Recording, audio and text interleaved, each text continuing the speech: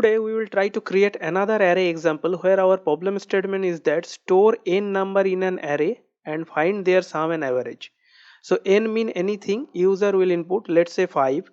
Once user enter 5, show system should give them an options to put that 5 value and we have to collect that value in an array, and finally we have to find out the summations and average of this total list.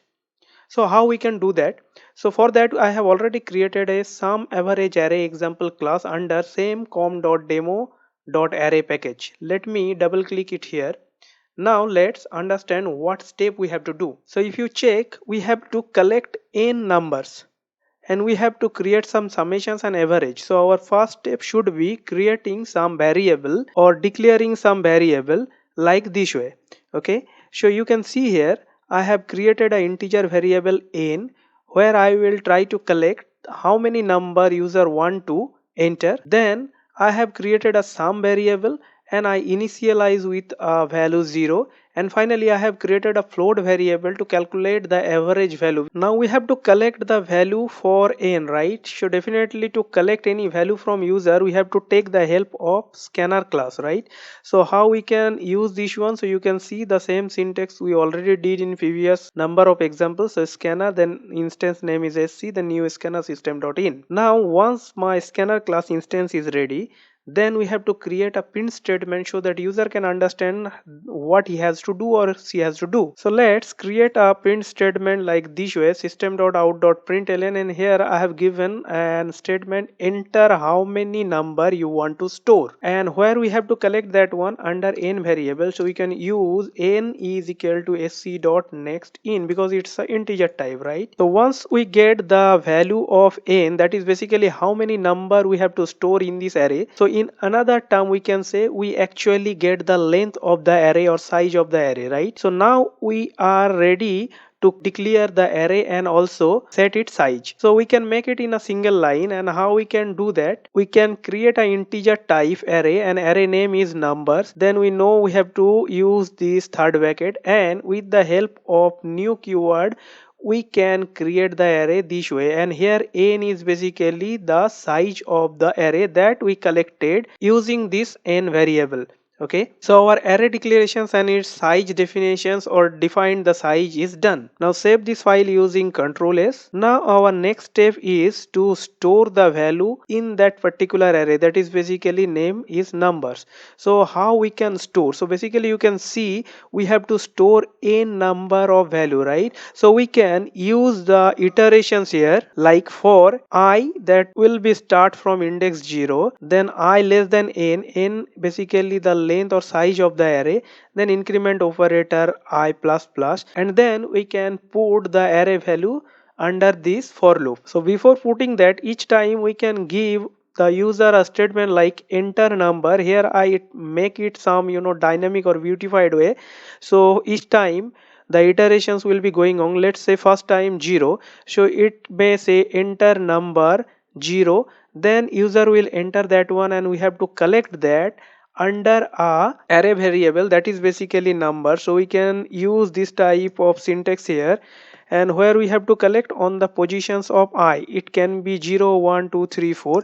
And how we can collect that one dynamically? Definitely use the help of with the help of scanner class. So we can use sc dot next in because this is a integer type. Each time we expect an integer value. So you can see here that first time we try to collect how many number, that is nothing but the length of the array. Then based on this length we declare and set the size of the array.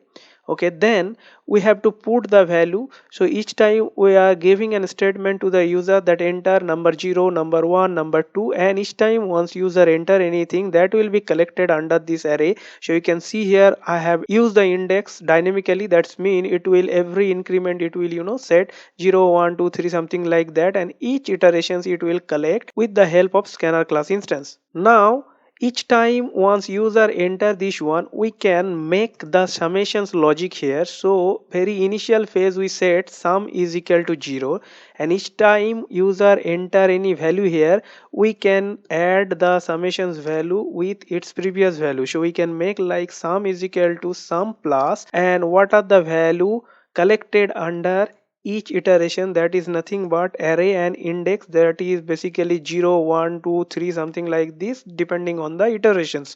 So once we make this, so that's mean we are actually each time try to collect the array value, and we are also trying to add that one under sham variable. Okay, so finally once the iterations, each iterations is done, we will find out under the sum variable total calculations will be collected. Now our summations is done, so that's mean the next step we have to do basically printing the summations value and also collecting the average value, then printing that average value again.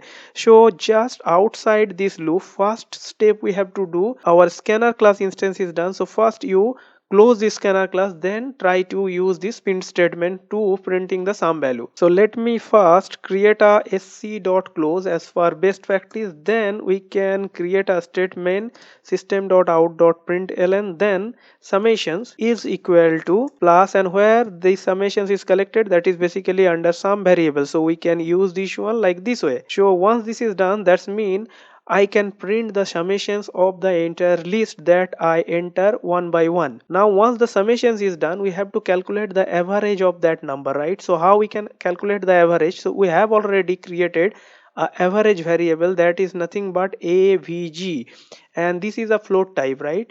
So after this print statement, we can use the syntax like avg is equal to, what is my sum? Sum is basically this one, and what are the total number we enter, that is nothing but n. Okay, so this is basically total number or length of the array, so we can just make our divisions by n. Okay, but we have to make it a float type, right? Because sum is basically a integer type, n is also an integer type, but I need the decimal part as well, right? So here we can just typecasting using this type of syntax, right? That we already know. So once this is done, so the average value will be collected under this avj variable, and we can simply create a print statement and make a message like average is equal to then plus, and that is basically collected under avg variable, so we can put it here. Now once this is done, save this file using Ctrl S. So if I recap again here,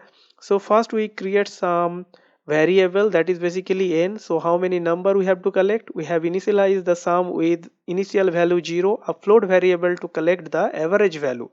Now we have created the instance of a scanner class to collect the input from user.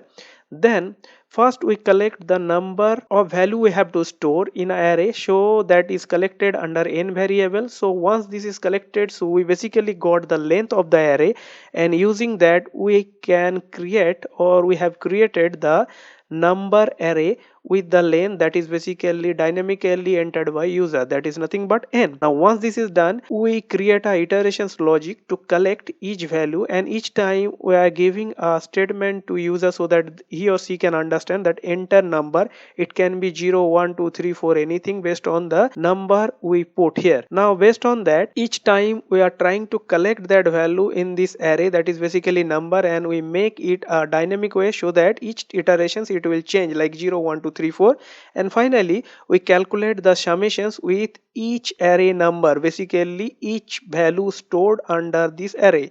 Now once the sum is calculated, so once the total iteration is done, total sum we will get, and finally for best practice we close the instance of scanner class and print the summations. Okay, and once we got this summation, so it is easy that we can easily divide it with the number of total value, then we can get the average, and here we did a type custom so that we can get the exact average value. So now if I run it and try to give the value, let's say 5, enter how many number you want to store, that is basically 5. Now once I enter, so you can see first time it gave me enter number 0. So number 0, let's say 10, let's make it everything is 10. So number 1 2 3 4 5 till fifth number, that is basically 0 1 2 3 4, all are 10. So expectation is summation should be 50. Okay, so you can see the summation is 50 and average is basically 50 by 5, that is equal to 10.0. I believe this video has helped you to understand about the topic. Thank you for watching.